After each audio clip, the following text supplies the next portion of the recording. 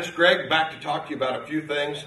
First off, number one is this segment is about how the boot camp actually benefits you as a TM. And we look at, first off, is what does Trane measure? And we look at what you're being measured by, and that's the 5 key objectives we have out there right now, which is profitability of the dealer, grow and train within that dealer, their mix of high efficiency versus low efficiency in the markets that they have out there, technical excellence among our dealers, and structuring them for retail. Let's talk about how boot camp affects each one of those and how it depends, your success depends on a dealer having the strong boot camp skills we know that makes them successful. Number one, profit.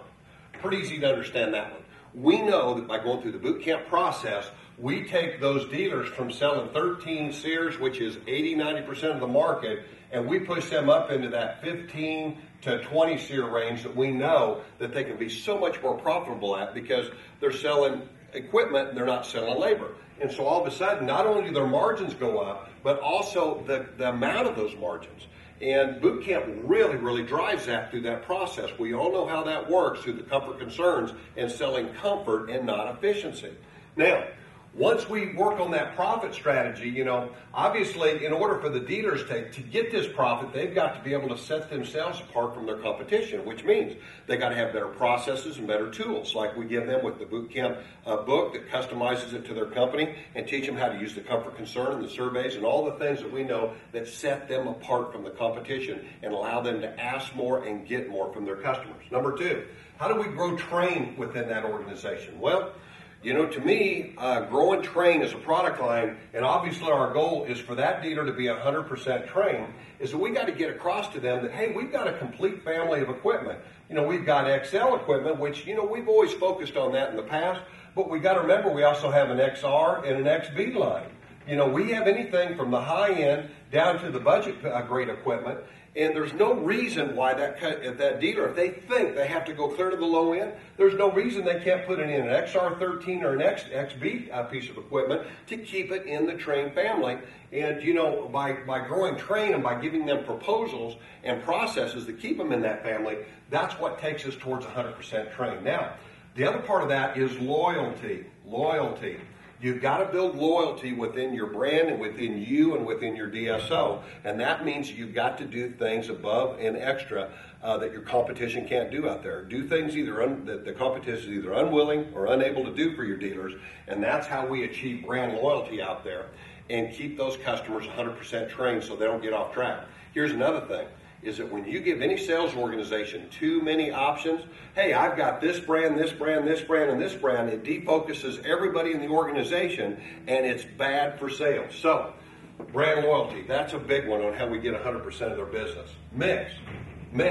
How do we take them from selling all that low efficiency up to the high efficiency? Well, we know that comes back to 3 basic things. Number one, they got to have a process to follow from the time they pick up the phone to the time they install the system and follow up with it a year later. Number 2, they got to have tools, professional tools that shows the customer why they should buy a better system and not the lower efficiency that doesn't deliver quite the comfort levels that what the good systems do.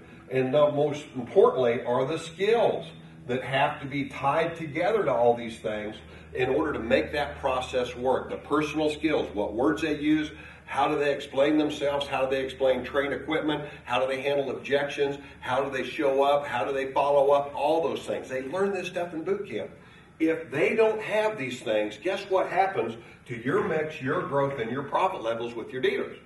When those things are going away, that's when they tend to drift to other brands, and that's what hurts you all the way around. We've got to implement solid sales skills and tools within our dealers. Obviously, technical excellence, one of the things we do talk about technical excellence is not just how to fix them. We don't talk about, obviously, that type of stuff, but we do talk a lot about how can the technicians do a much better job at generating leads. And if they are going to make a sale, how do they get the mix of those sales up? Because we all know the technicians want to offer the lowest efficiency, cheapest system they can. So we work with the technicians that are in class or with the salespeople to work with the technicians in order to drive that story. So when they do get a replacement on an existing system, they tell the customer, oh, you've got to look at 2-stage variable speed. Trane equipment is the thing you need to go with. Last thing, structuring, the structure. The structure all ties back to this process. We do a 28-step process now where we talk about here are the steps that you have to go through from the time that you pick up that phone to the time you close the sale, so that you structure your sales process in order to drive all these things that we know are the key initiatives that Trane wants to accomplish at TMs. So without boot camp, I tell you what, it's pretty darn hard to meet these needs.